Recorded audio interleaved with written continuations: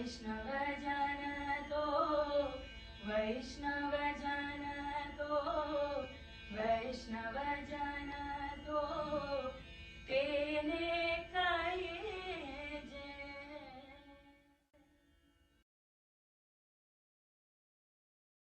I now have the pleasure of requesting the chair, Mr. Dev Kumar Trivedi ji, to kindly start the proceedings of this evening. Over to you, sir.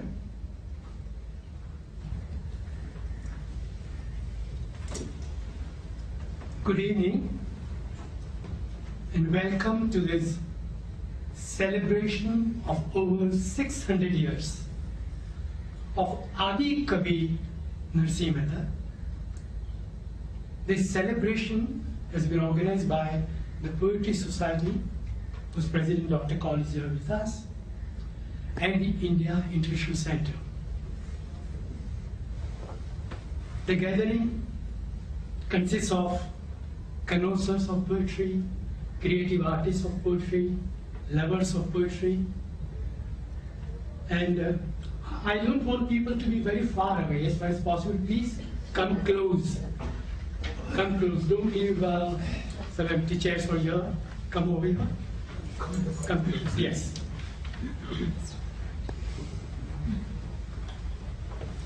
Shall I begin? Dr. Kaur? Yes, sir. Shall I begin with the beginning? Yes, sir. Okay. Begin with the beginning. And the beginning is... Now what's that? Some of you might say this is a clap.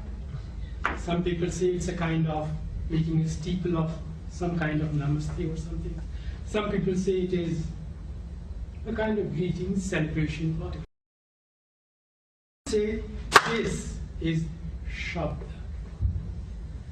And Shabda, the meaning of the word Shabda in several of our languages is, generally people think that Shabda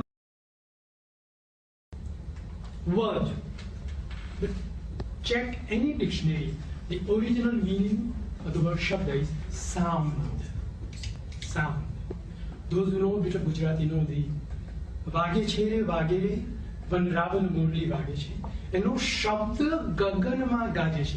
Now Murli doesn't speak a word. You know, Shabda Gaganama Gaje means it sounds. Its melodious tune spreads all over the world. So Shabda means sound basically.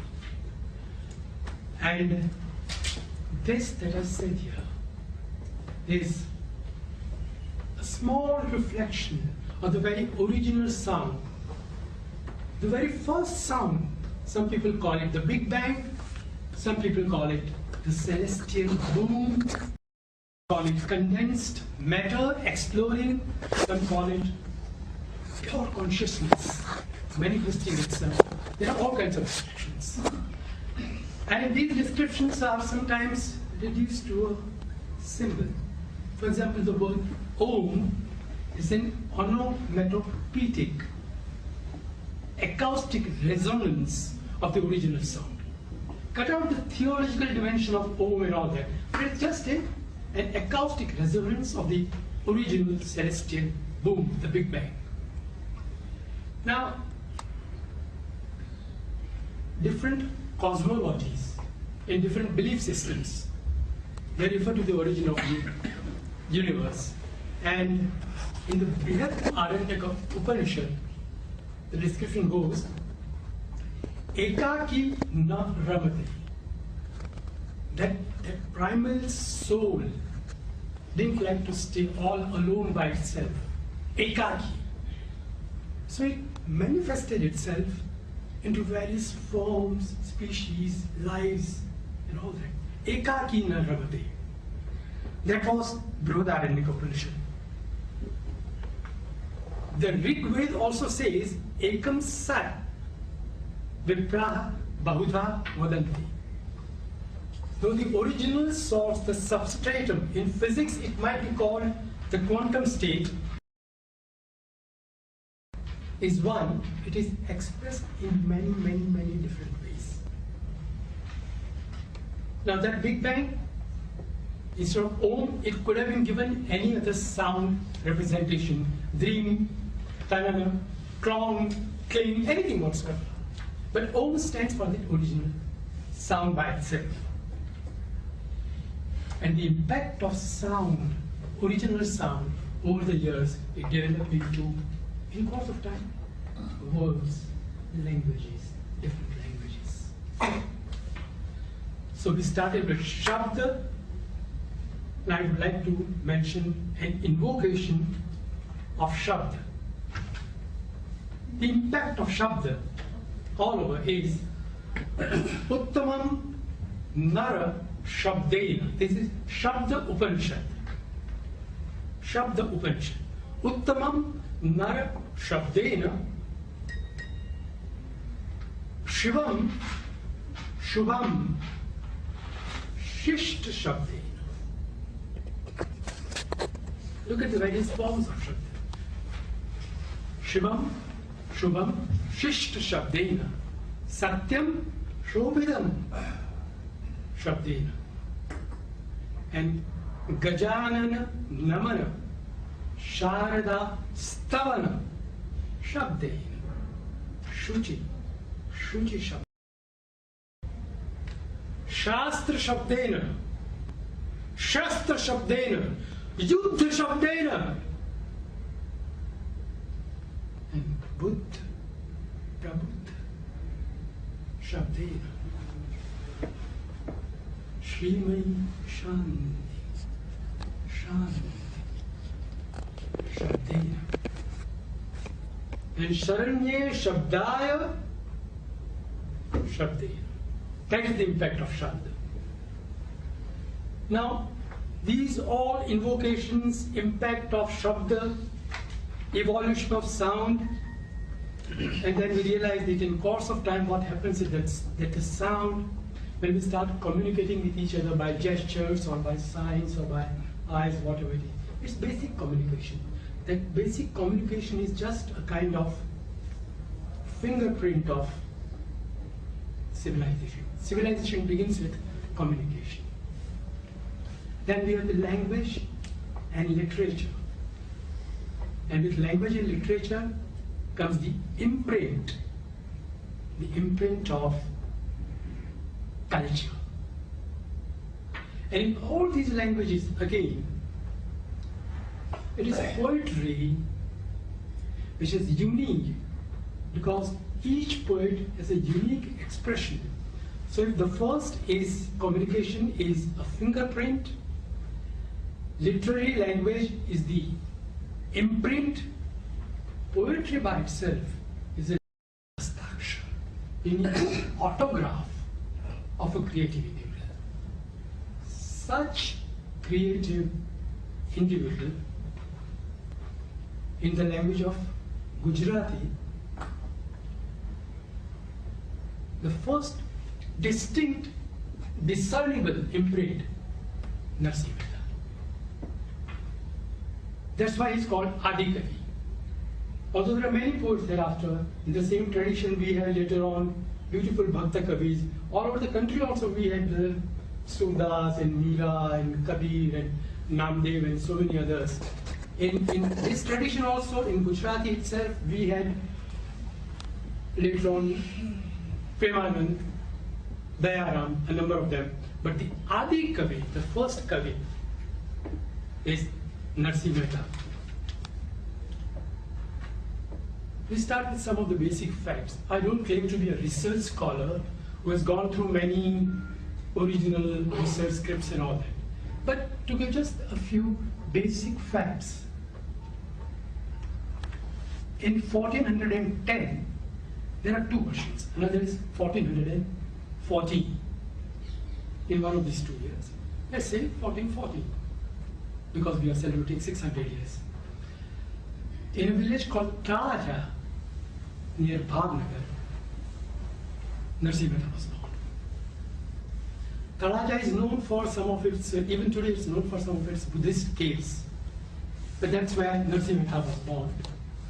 In a family of Nagar community. Among the Nagars also there are various subgroups.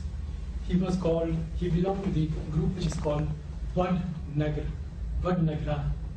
Nagars. He belonged to that group.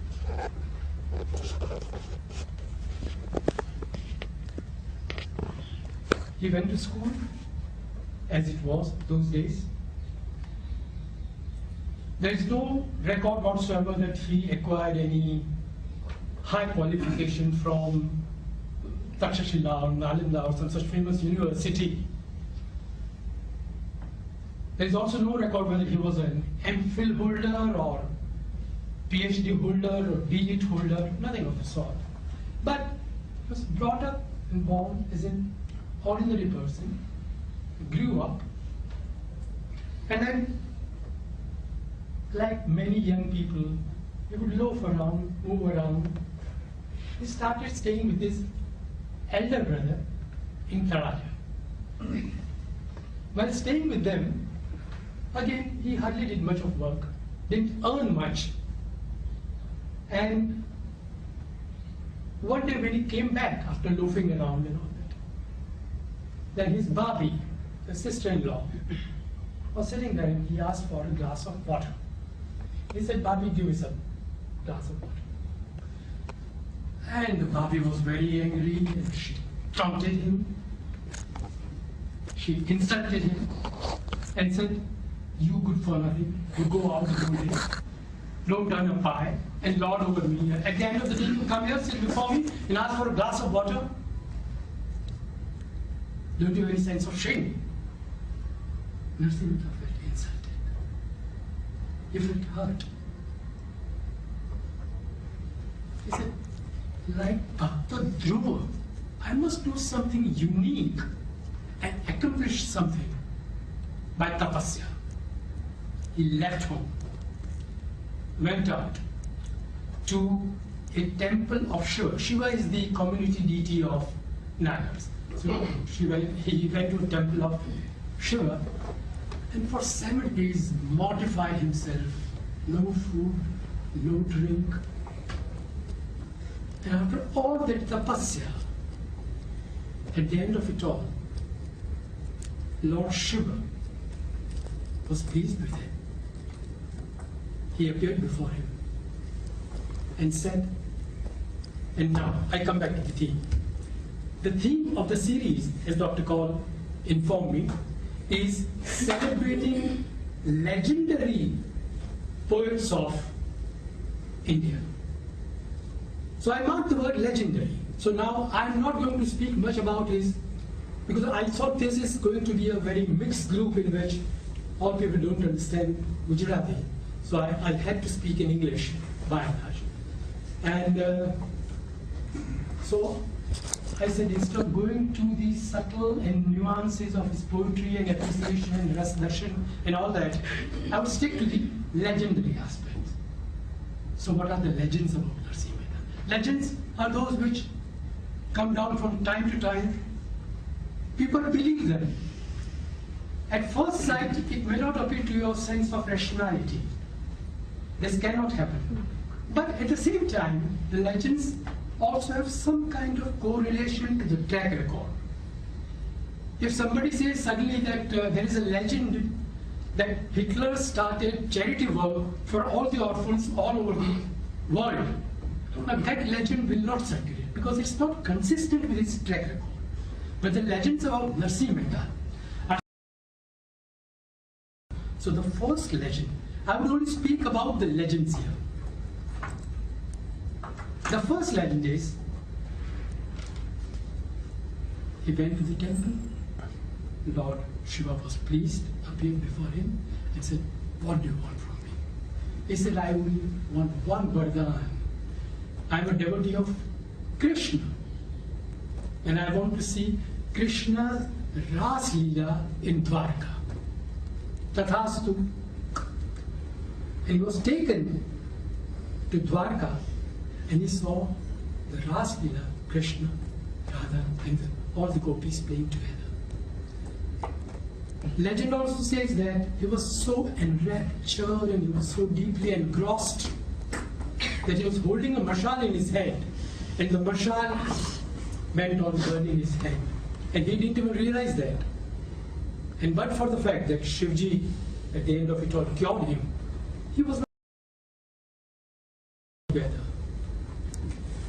After that witnessing Ras Leela, he returned home, and it was a transformative experience. He was a different man altogether after that.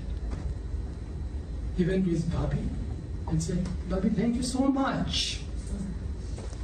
But for you, I wouldn't have gone to the Shivalaya, and but for that tapu, I wouldn't have witnessed Ras Leela. So thank you so much.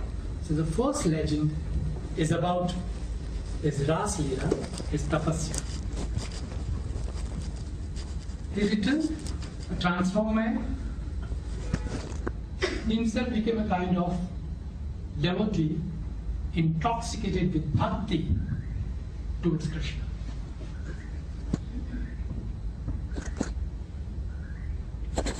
He was invited by the Harijans, the outcasts, for singing bhajans at his place, at that place, in the Basti. He said, okay, I will come.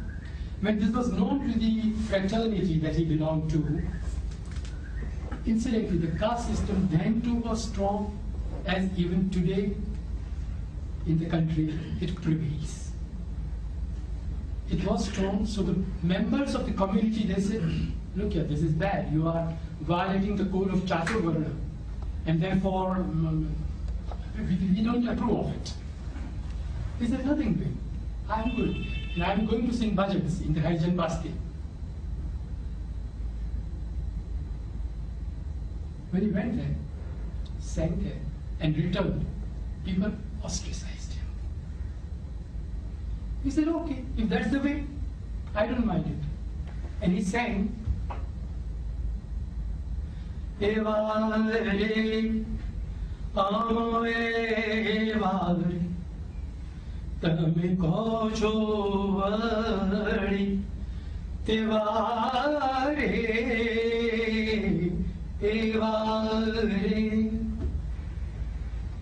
Bhakti Karta, Jo Brashtu Thashun To, Karshun Damodarni, Seva Re, Eva Re.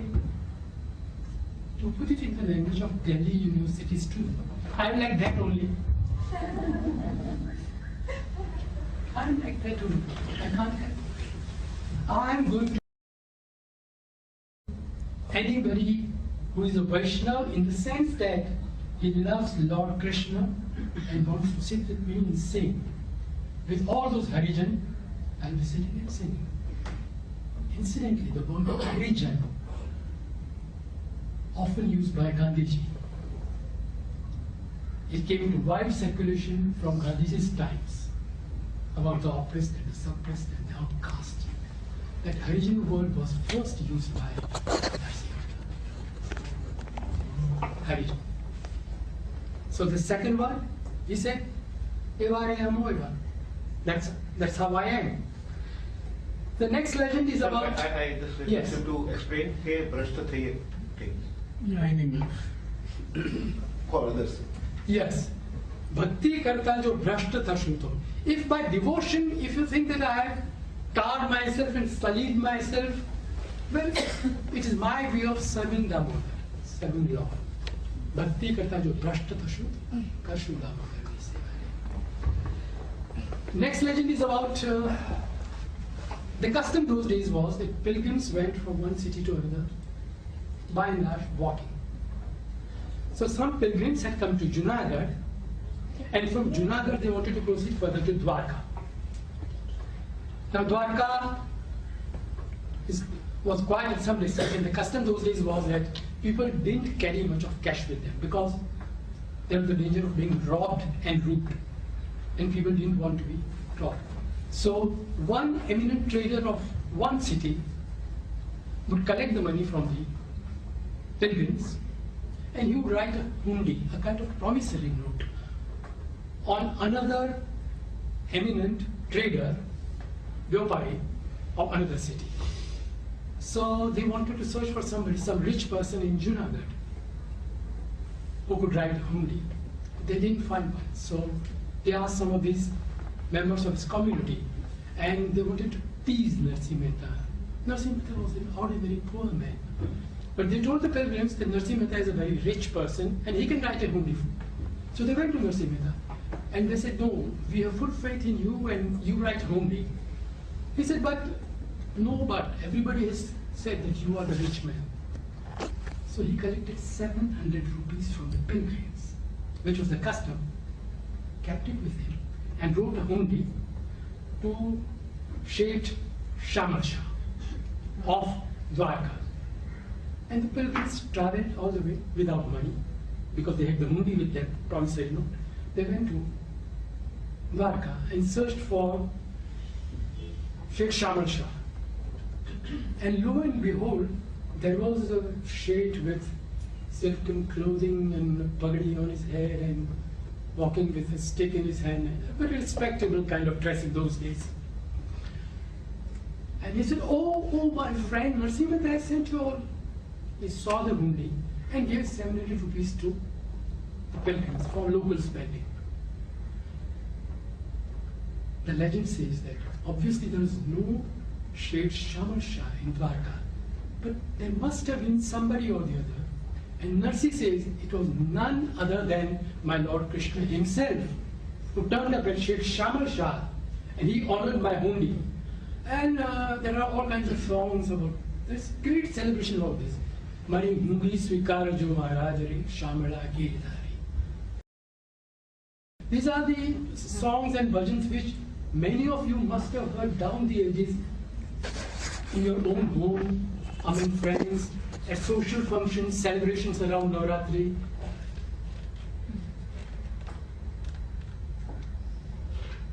I'll cut out one more. I want to stick to time. In course of time, he got married. He had children. His son passed away. His daughter was to be married. He got an engagement proposal from a famous family, got it done. And then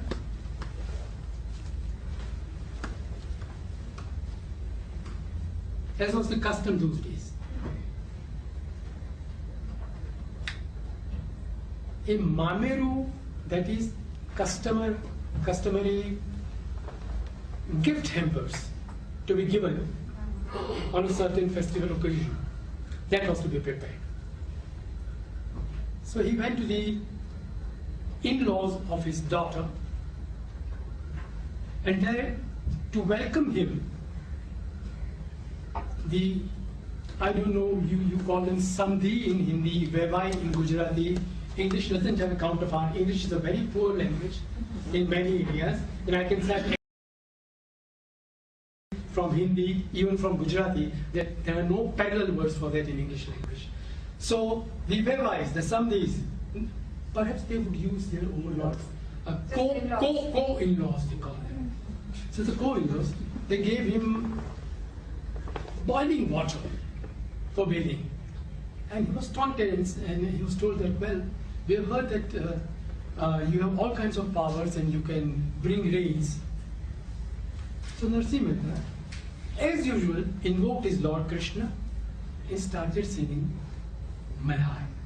The famous song, Mehulo Gaje Ne Madhav Nache Rumjum, that was sung on that occasion. And again, rains started coming. It rained cats and dogs. It rained elephants and camels. And the boiling water was cold.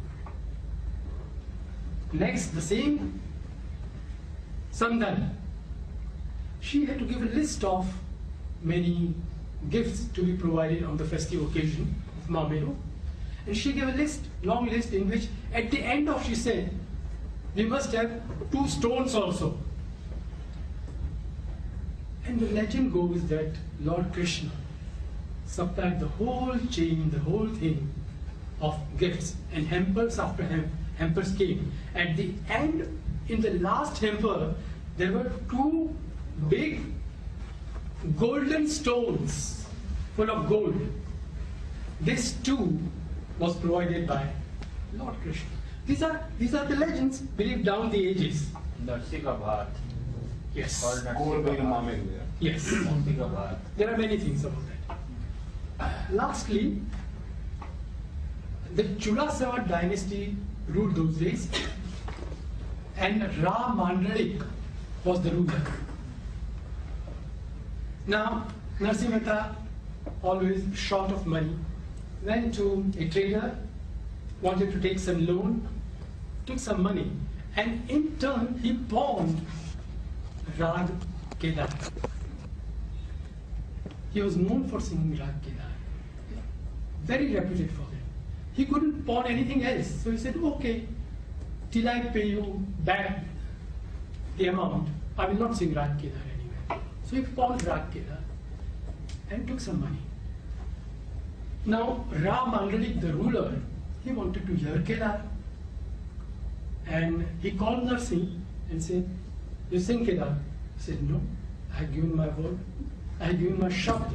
Another meaning of the word shabd is promise. I have given my word. I have given my shabd, and therefore he said, no, I am going to put several charges upon your head. Number one, you have violated the Chaturvarna system. Number one, you are corrupting the youth by giving them new ideas. And down the ages, all great thinkers have been given inflicted with this charge, right from Socrates downward, that you are corrupting the youth, whether in GNU or wherever. So he said, I'm going to arrest you, and I will not release you till you sing Kedar and you are garlanded by our own Lord Krishna. Only then I'll release you from the jail. These were the charges inflicted upon him. And then he sang Kedar. And the legend has it that riding on eagle, Vishnu himself came and garlanded him. For all these occasions, Narsinh has written bhajans. For all these occasions, legends that I have mentioned.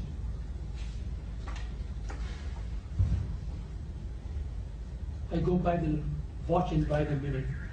So, a bit about his poetry. He has written Prabhatiyan, Akhyan, Bhavgeet, Bhajan, and those who know a little bit about language, Gujarati spoken those days was different from Gujarati being spoken now. And as a student of language, I have seen that there are influences of Marathi language also. There are some lines in which he says, Narsinh Cho Swami. Narsinh Cho, Cha, this is Marathi. Down the ages it went to Maharashtra, not in Gujarat. Then in one line he says, Jahan sudhi Atma Tattva Chinyo nahi. Chinyo, Janyo nahi. Not known. This goes down to Bengal, I mean Chini go, O Videsi.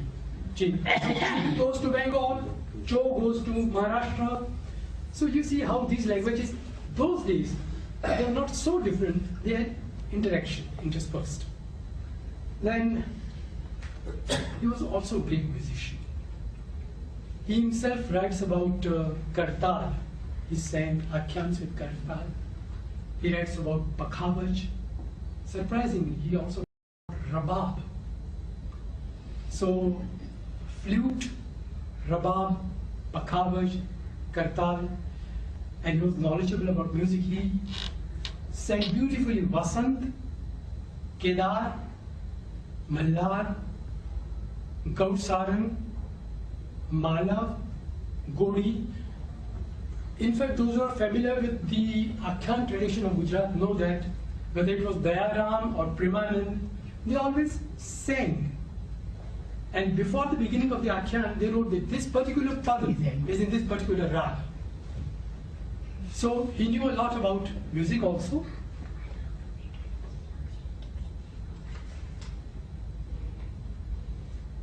This poet that we are celebrating today, and poetry that touches us, how is it that poetry which uses ordinary words, ordinary language, but arranged in a different way, so that images, sound, rhythm, feeling, meaning, they all create an amalgam which creates a kind of magic which touches our heart. That was the impact of his poems. Just think of it. Narsinh Mehta never, he didn't give television interviews, he didn't promote his books. There were no publishers promoting his sales by various methods. And yet, after 600 years, still, there are many households in Gujarat, even today, where in morning his Prabhatyas are sung. Personally, I appreciate him for his philosophical insights. Poetry, he wrote excellent, but for philosophical insights like, and I cite a few lines, Vedato emavade shruti smruti shakhade kanak kundala vishe bhed noye घाट घड़िया पछी नाम रूप जूझवा अंत तो हेमनु हेम होए. Same thought. Kabir says, कबीरा कुआं एक है, पनिहारी अनेक, और बर्तन बहु न्यारे भये, पानी सब में एक. This kind of reference to the ultimate substratum which manifests itself into various forms, it's a Vedic insight. Another one, जागिने जोम तो जगत दिसे नहीं, ये ऊंघ मां अटपटा भेदभासे. चित्त चैतन्य विलास तद्रूप छे, ब्रह्म लटका करे ब्रह्म पासे. This weird interplay of forces, mind and matter, time and space, spirit and matter, this interplay, jagine jog to, he refers to waking up here, but this waking up is not ordinary waking up. There are different kinds of references to waking up. Siddheshwari Devi, for example, sings in Tumri, Jag padi mein to piya ki jagah hai. Jag padi mein to piya ki jagah hai. This is one kind of waking up. There's another in which he says, Jagine jom to jagat dise nahi. If Siddheshwari Devi speaks of the bhogi, he speaks of the yogi, that I see this world and the interplay and the shadows and the different combinations and permutations, but I know the ultimate truth. And Bhagavad Gita, for example, refers to the ultimate yogi, Yarisha Sarva Bhutanam Tasyam Jagrati Sanyami Yasyam Jagrati Bhutani Sa Nisha Parshato Muni. Three kinds of waking: the bhogi, the yogi, and the yogi. His insight. But the ultimate challenge, please excuse me my few asides to the English language, but Chit Chaitanya Vilas Tadrup Che Brahma Latka Kare Brahma Pase. Now I met Uma Shankar Joshi, I met Gulabdas Broker, I met Chandravan Mehta. You name any eminent poet of the past 50 years, I met them and thrown this problem for me before them. Please translate this one line, Brahma Latka Kare. Is there one word in English anywhere, in American English, British English, Australian English, Canadian English, anywhere, where the word Latka is in one word? Just one English word, Brahma Latka Kare Brahma Pase. I haven't found it. I haven't got the reply as on date, as yet. Can't be hanging. Oh no! Well said. Brahma Latka Kare Brahma Pase. In the end, before I conclude, as I said, 600 years have gone by. We have gathered here, and the series says celebrating. About his legends I have spoken.